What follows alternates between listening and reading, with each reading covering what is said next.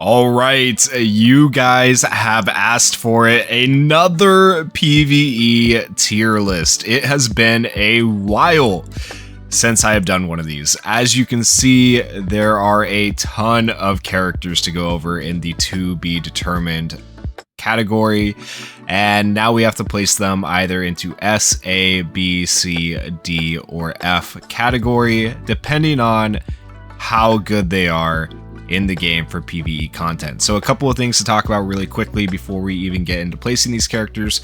How does this tier list work? Because it's been a while and a lot of people are new to the game. So S tier is going to be characters that are high investment characters that are going to be useful in multiple forms of content. So just because like Compress is up here in S tier doesn't mean he's necessarily going to be better than Bakugo, Steampunk Bakugo, in all forms of content in the game. Specifically, we are ranking these characters on 3 forms of content in the game. That would be VE Tower, Climax Battle, and Club Festival. PvP is not included in here. PvP is a separate tier list, and the PvP tier list looks very, very different from this, okay? So, VE Tower is not really super common. Some of you guys might not even know what it is, as it has not come back in a couple of months. Okay, so but for those of you who don't know what VE Tower is, it is basically where they're going to add in a new difficulty eventually, double S difficulty, on one of the stages. Like, you might have seen some of the stages have it, some of them don't, and then you gotta place in, and based on your placement within that VE Tower, you will get certain rewards. Now, how do you get good placements in VE Tower? You need to do skill change, you need to get critical hits, you need to get status elements. There's a lot of things that go into it, and only specific characters have the ability to do those things. So all of these characters in S tier can do those things for VE Tower, as well as be good in at least one Climax Battle and be good in Club Festival, okay? So a lot of these characters right here, you have seen perform well before in Club Festival, Climax Battle, and then maybe if you've been around long enough, VE Tower. For A tier, we have characters that are good in 2 things, so maybe they're good at VE Tower, and maybe they're good at Club Festival, maybe they're good at Club Festival, maybe they're good at Climax Battle. It doesn't really matter, they're just good at 2 of those things. For B tier, it's a character that's good at least one of those things, okay? So like, full 100% Deku here is just straight up going to be good for Climax Battle because he's a strong character. He has the ability to stay alive for a long amount of time. So that's a character that's going to be niche. He's good in one thing, right? A lot of characters kind of fall into this category because while they may not be the best options for Climax Battle, like some of the better options are going to be up here, these are characters that can still shine in at least one Climax Battle and be pretty decent, okay? So with that, we're going to be placing all of these new characters here. There's no need to really move any of the old characters because PvE content hasn't really switched in the game up until now. So for 100% Deku is good at one thing back in the past, he's still good at one thing now. He's not super good in Club Festival, he's not super good in VE Tower because it doesn't really change, okay? So starting with Uraraka. Uraraka is an interesting character. She has AoE damage, she has status elements, right? She also can get Piercing Shot and Bullseye depending on certain conditions. Additionally though, the big thing is she just has 40% crit rate off the rip. So having crits, status elements, and AoEs, that makes her really good for VE Tower. But beyond VE Tower, she could also be used in Climax Battle. We haven't really seen her used in Club Festival. Yes, the AoE plus Ultra is good, but these are both single target attacks here, and typically in Club Festival, as you guys may have noticed with the recent one, people are going to be using characters that have AoEs on their action skills. AoEs are kind of king in Club Festival right now, so for that reason, we're going to put Uraraka into A tier because she is good in 2 things. I wouldn't say she's exactly great at Club Festival, so we can't really put her in S tier. Next up, we have the Music Festival Jiro, or Nail the Notes Jiro. She is pretty decent when it comes to support, like a really good strength support type character. She does have an AoE plus Ultra, but she doesn't really have any status elements to speak of. She also doesn't really have skill chains to speak of, so those things kind of hold her back a little bit. Not to say that she's a bad character, because she still gives allies the ability to nullify status elements. She's going to be able to give nullify status elements on turn 1 as well, which is really, really useful, especially in PvP. Like, so in PvP, she should be ranked higher, but when it comes to you know, PVE, VE Tower specifically, she's not going to perform super well in VE Tower. Club Festival, she has the one AoE, but then one of her skills doesn't have damage at all. Any characters that have a skill that don't have damage at all are typically not going to be super great in Club Festival, because as we discussed, you need to have AoEs to be good in Club Festival. So the one place I could see Jiro being good is Climax Battle, and she is good in Climax Battle. I've used her in previous ones, so I'm going to put Jiro into B tier here because she's kind of niche and she's good in one particular thing. All right, and next up we have Shinso. The new purple Shinso is an interesting character. He does have his plus ultra, which has the chance to confuse a single opponent, which is pretty decent. He also has action skill to cooldown time for all allies, which is, you know, pretty good. But then the downside with him is that both of his action skills, neither of them do any damage. They do some pretty like unique and cool effects with what they can do, making a certain opponent draw aggro and stuff like that. However, that doesn't really help you out much, and he doesn't really have a technical hit up until he gets enhancement. When you get enhancement, then he decreases defense of a single opponent with the lowest current HP. So when you do like a status change, it counts as a technical hit, right? So he does have those, but it takes him getting enhanced to get that. And so for that reason, because he doesn't really have AoEs or technicals, no real extra crit rate built in, things that would be good for VE Tower, he's not going to be good in VE Tower. No AoEs, so not good in Club Festival. He doesn't even have attack moves. And then Climax Battle, honestly, it's kind of iffy. I honestly am probably not using him in Climax Battle though, because his whole kit is like make one particular enemy draw aggro. A lot of Climax Battles are just single target enemies. Some of them have more, but realistically, I think Shinso is going to go into like C tier. I don't think he's completely useless. I don't think you're going to use him all that much though, in comparison to some other characters. Now we get to Fantasy Endeavor. This guy is absolutely insane. I mean, just what's not to love about this character?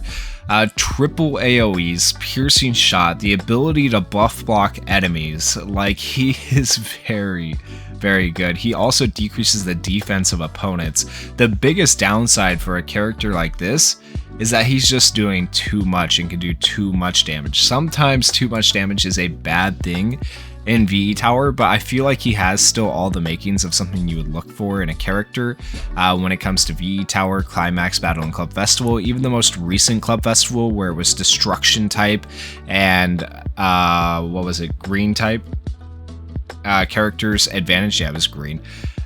Destruction and type characters advantage, I couldn't remember for a second. Endeavor was still used on a couple of those days and very, very good on those days. So he has to go into S tier because he's good in all three things. A very good character. Next up, we have Summer Toga. Summer Toga is another one of those characters I actually fell in love with from the time I saw her kit. She is very, very good. And yes, she has a single target plus ultra and a single target attack. She does have one AoE attack, which is good. But even the single target attacks, like, they're good because of the additional bleeding damage and stuff like that. Like, it's really, really good. And then when she gets her normals, if you have her memory on her, like, all of that is so good for this character. This character can do insane amounts of damage. She has AoEs, she has status elements, she decreases defense, so there's technical hits. She has everything you're looking for in a character to be good in every game mode. So just like Endeavor, Toga also goes up into S tier, a very high investment character. I would recommend investing in her to pretty much everybody. And then besides being good in PvE, both of these characters right here are also really good in PvP. So these are just two top tier characters all the way around for the game. Very good characters. Next up, we have Infinity Power Deku. So previously this character was placed into the tier list, but then he got a rework this year. So of course we have to cover him as well because he's changed a little bit since the rework. So his plus ultra now deals 650% damage to a single opponent, can cancel temporary cover, allies, and aggro effects, which is kind of interesting. Not many other characters can do that. Has a medium chance, 40% of stunning the opponent, and a medium chance of binding them. So 2 status elements on 1 skill. That's pretty good. And then he also increases skill impact of allies by 35%, which is good for damage, right? His action skill 1 is a single target attack, but it has the stun effect on it now. And if the opponent has the ability to draw aggro, it's going to increase his skill impact to make him hit harder. His action skill 2 has a medium chance of binding, so status elements on both. 4-turn cooldowns is pretty good. But this one is the only one that has a technical hit, technically, or a status change where the opponent's skill impact is decreased by 30%. So, I mean, he has that in there as well, which is not bad. And then his auto skills, when HP is below 50%, reduces his cooldown time by 3, which is okay. Increases plus ultra gauge. Like, none of that's great right there because it requires your health being below a certain amount. His auto skill 2, every 2 turns, increases character's plus ultra gauge by 30%, plus ultra move skill impact by 20%. That's kind of insane. So eventually, he's just going to be able to plus ultra however you want. In general, ignoring enhancement, right, because sometimes that takes a while for characters to scale, I think Infinity Power Deku is actually very, very good. Having status elements on all 3 skills is insane. He has a technical hit because he does change their status a little bit there. He is a solid character. Now, what he doesn't do is he doesn't give himself like extra crit rate. He doesn't have really like AoEs, which kind of holds him back in Club Festival. So I would say Club Festival, you're not really going to see him used, but when it comes to VE Tower and Climax Battle, for sure you'll see him used. So I feel like A tier is a very good place to put him. And really what I need to do is I need to put characters with their other counterparts in here if they have counterparts in the tiers. So like try to put Toga with Toga, Endeavor with Endeavor, and so on and so forth. But yeah, I feel like that is a fair place to put him. Next up, we have Summer Mina. Summer Mina is probably kind of going to be the exception compared to whatever I've been saying with everybody else, okay? So Summer Mina obviously has 2 skills that are do no damage, okay? So, but that doesn't really matter because of what she offers to the team in terms of like just blocking buffs of opponents. That's insanely good, which is from her auto skill, but then also like giving a single ally the ability to make a last stand, restoring HP, but then increasing skill impact by 30% and critical hit rate by 20%. If you're able to increase crit hit rate and critical skill impact, that can be really, really good for Climax Battle, Club Festival, and VE Tower. Increasing crit rate for VE Tower is good. So all 3 of those, that's actually really good skill for if you think about it. And then this skill increases max HP, reduces damage to allies when they're affected by status elements, and restores HP. Like this one doesn't really do a whole lot in the sense of giving extra damage, but it does help keep your allies alive, so it's okay. This one right here is really good because it reduces cooldown time of all allies by 1 and restores their HP, which is always solid. That makes a lot of teams work in VE Tower that otherwise wouldn't work. So that's a really good character skill to have on a plus ultra. And then if we go down to her auto skills, this is what's interesting. Restricts the number of buffs an opponent can have to 10 when character's HP is 70% or higher up to 1 time. This can be really, really good in like Climax Battle for going against enemies. It can be good in Club Festival. We've seen it be good in Club Festival. A lot of people have run Mina in this recent one. And it could also, we haven't really seen VE Tower around lately, so I don't know how well it would work, but I think this could be like game changing in VE Tower potentially too, if you have opponents that are trying to stack up buffs. So for now, this is one character that could actually change. It's rare that we have characters that could change, but I think she's going to be decent in all 3 forms of content. I would argue if any, she might not be good in VE Tower later on, if we ever get another VE Tower ranking, right? But putting Mina in S tier, it still feels fair because she is just a absolutely broken and insane, very good character. Next up, we have Julio.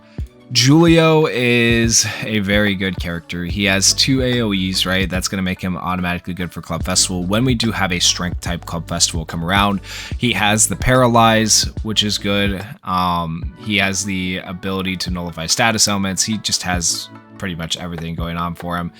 I would honestly put Julio, if I was to place him, probably still, he has multi-hit attacks, AoEs, yeah. Even without like criticals on him, he has the status elements and stuff. He definitely goes in S tier. He's going to be good in VE Tower. He's going to be good in Climax Battle for sure. He's already proven that, and he's good in Club Festival too. He'll be good in every single form of content. He's good in PvP too. Another one of those characters, just the cherry on top. He's good in literally everything.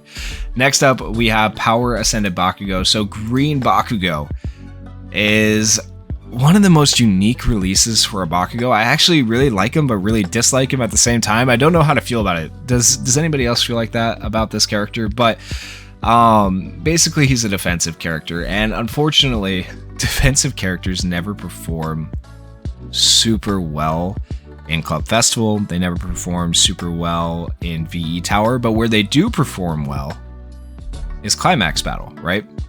And so, like, just to sum up this character without even going through his kit, he is a defensive character. And because of that, like, yes, he has status ailments, right? And I will admit that on the Plus Ultra. But then he has a skill right here that doesn't do anything damage-wise. I mean, yeah, it's just, yeah. He's good in one thing. He's good in one thing, and that's going to be Climax Battle. So that's where that Bakugo goes, for sure. We'll put him up here with his other counterparts. So there we go, B tier. Then we have Yellow Dabi. So Hellfire's and Dabi. This guy, a lot of people hated him on the last day of Club Festival. He absolutely just deleted some teams for people, but he is an interesting character. He does have AoEs, right, on all of his skills. He has status elements. He can increase cooldown time of opponents, which is really good in Club Festival and annoying at the same time. He has technical hits. He has all the makings for a S tier character, if you ask me. Like, he has literally everything you would look for. Yeah, I don't think there's much else to say. He's good. He's kind of god tier. He's very, very good. So Dabi definitely goes into S tier. He's going to be good in VE Tower, Climax Battle, Club Festival. He'll be good in all forms of content there. Unfortunately, he just hasn't really had a chance to shine too much so far, but he's good. He's definitely good. Next up, we have Bonds of Friendship All Might. So while this guy places high on the PvP tier list, he is not going to place nearly as high on the VE Tower tier list. Hate to tell you. He does have single target attacks. The Revenge is good, but only if you're slower. A lot of times in other, like, Club Festival and stuff, you don't necessarily want to be slower. Sometimes you do, but single target attacks hold him back. He does have the Paralyzed status element on one of his skills, but one skill isn't enough. Because he doesn't have AoEs, because he doesn't really have extra critical hit, because he doesn't have really status elements besides that one Paralyze, I would say he is going to be good in Climax Battle. He's good in single target like events, but when it comes to VE Tower and scoring high, he's not going to be your best high scorer. And then when it comes to Club Festival, he doesn't have AoE, so he's not going to be good for that. So I'd say B tier for All Might is fair. He's just going to be okay in one form of content in the game. Next up, we have Green Toru. Green Toru is actually surprisingly very good in Club Festival, and I think she's definitely going to be good in Climax Battle just because she's a support character. When it comes to VE Tower, I don't know that she'll be as good, right? Because you're looking for technical hits, critical hit rates, status elements, all those things. She doesn't really offer a lot of those things, so I would say she's not going to be as good in VE Tower, but I was very surprised by how good she was in Club Festival, because allowing certain characters to draw aggro on your team lets you run teams you might not otherwise be able to run in Club Festival. So like teams with Fantasy Endeavor, some of those teams could not have been run without Toru here in this last Club Festival. That is how useful this character is. So normally I probably wouldn't put like a support character like this at the top of the tier list for Club Festival, but I would say she was actually that integral and that useful and a very, very good character. So Toru here, I'm going to put into A tier because I feel like she was actually very good in Club Festival. I know for a fact she's good in Climax Battle. And then VE Tower, though, I feel like that is kind of where you're not going to use her as much as other options to maximize your score. She could still be used in VE Tower, but she's not going to be your best option to use. Then we have the new Demon Lord All For One. Demon Lord All For One is one of those characters. Honestly, this is probably going to be one of the hardest characters for me to place into the tier list because he is stealing so many temporary buffs from allies, from enemies. Like, is that going to actually hurt you more in the long run in VE Tower, stealing it from allies, or help you more because you're also stealing it from enemies? Are you going to do too much damage, not enough damage? There's a lot of factors that can come into play with a character like this. He's also a defensive character, has quite a bit of survivability.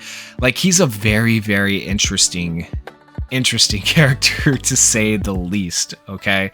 What I will say is he does have cooldown time reduction for all allies on his plus ultra, which is good. He does have an AoE attack, which is solid and can be useful.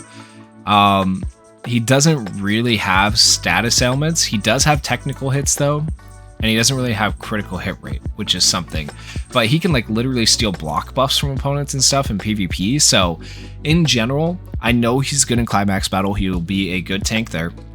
Club Festival, I think he could be okay in. He just has the one AoE though. I feel like if we ever get a blue type Climax Battle, or blue type is or Club Festival, did I say Climax Battle? I meant Club Festival. I feel like he'd be good in Club Festival. If we ever get a blue type Club Festival, All For One could potentially be good in that. I don't know though, but since he only has the one AoE, but I feel like stealing buffs from opponents could actually be like big. And then VE Tower though, also he has the technical hits, he has the ability to steal their buffs. Like he's just so weird, man. I feel like A tier is fair for him though. I feel like he's not going to be as good in VE Tower, just overall, and I feel like he may, like, it's either VE Tower or Club Festival. One of those two he's not going to be as good in. The damage from him in Club Festival though, I feel like may be lacking because he's a defensive character. That's really why I'm putting him here. I'll give him the benefit of the doubt in VE Tower, and I'll say he's good in Climax Battle, but when it comes to Club Festival, I feel like as a defensive character, yes, he can steal buffs, which can be annoying and very, very good, but I don't know if he's like still going to quite have that damage that you're looking for, at least until like later in the round, and by then you've lost out on a lot of damage waiting for him to scale.